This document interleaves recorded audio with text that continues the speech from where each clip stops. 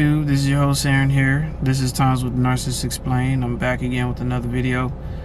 Alright, we're going to talk about having a soul tie with a narcissist. Now this is not just relationship wise, this is friendship wise, family wise. I'm going to break it down in this video. I won't be before you guys long. Alright, so basically any interactions or any communication where trust is built. Keyword, trust is built. See, a lot of us want to trust people genuinely, but other people, they want to deceive you to gaining your trust, right? So that's what the narcissist was doing. That's what a lot of family members were doing.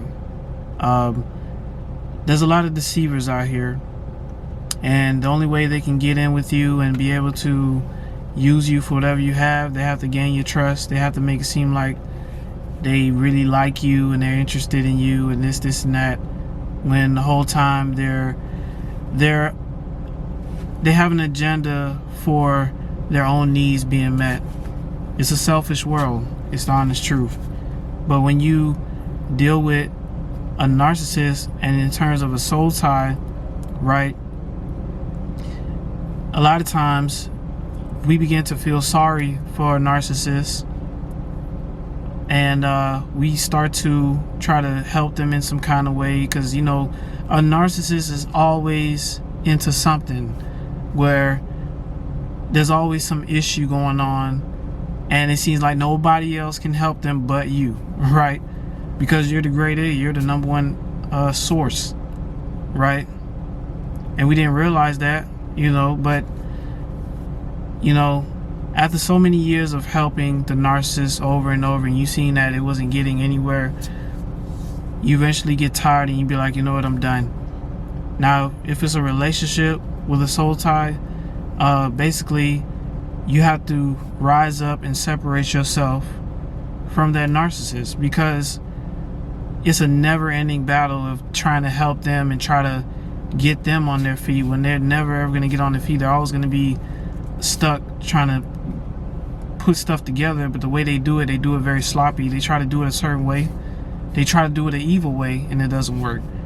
But once you get tired of that and you separate yourself from them, then you have to deal with the emotional, the mental, and the spiritual aspect of it, because the narcissist was taking up so much mental headspace over the years of trying to convince you to be with them, to stay with them.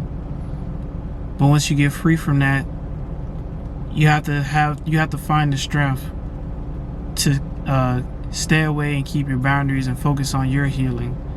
Because when you go through discard, this is a perfect time. You're actually free when you get discarded. When you get discarded, you're actually free.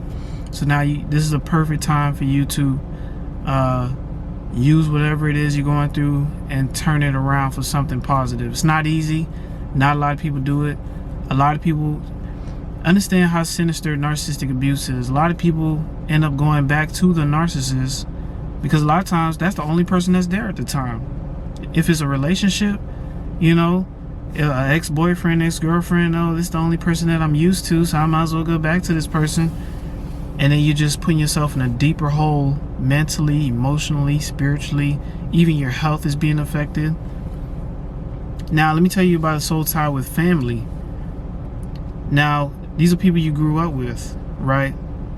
So you have to deal with that soul tie in a certain way, because that's one of the hardest soul ties to break. Because even when you separate yourself for good, sometimes it's like a wave of guilt comes over you. I probably shouldn't have did that to my mom. I probably shouldn't have did that to my dad or my auntie or my cousins and them. But anytime you give them a chance, what do? They cause a lot of dysfunction and chaos in your life. They start doing weird crap whenever you come around. Okay? So with that kind of soul tie, you have to deal with them a certain way, and you have to deal with them from a distance, be as distant as possible. Okay?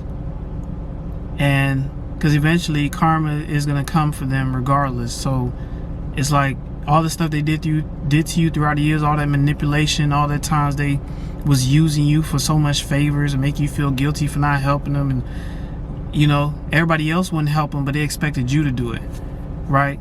You're like, why don't you go ask such and such? Well, I don't want to ask them. I know you can do it. You can do it better than they do. They want to dump everything on you.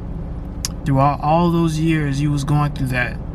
But what usually happens is, over time, karma hits them, and a lot of them end up dying off. It's honest true.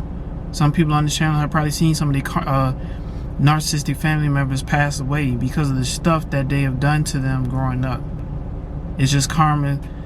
Karma is not as swift, but when it comes, and usually nowadays death is involved with karma. So, but anyways, when you're dealing with soul ties with people, the moment you interact with them and people gain trust, and when trust is built, that's when soul ties are built. But over time, you start to see people for who they are, and it's like you have to deal with them accordingly.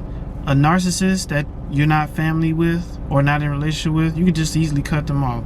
The ones that you're in a relationship with, you have to find the means to keeping them out of your life, because sometimes they'll try to find where you live, knock on your door, all kinds of stuff.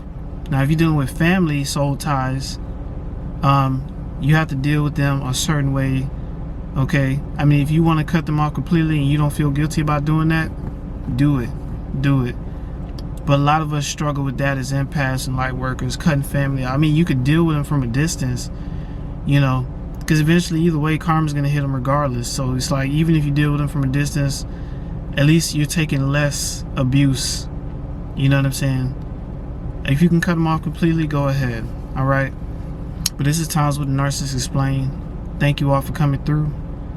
And I hope y'all enjoy the message. And y'all be safe out there, all right? I love y'all. Y'all be safe. And y'all tune in for more. All right? Bye-bye now.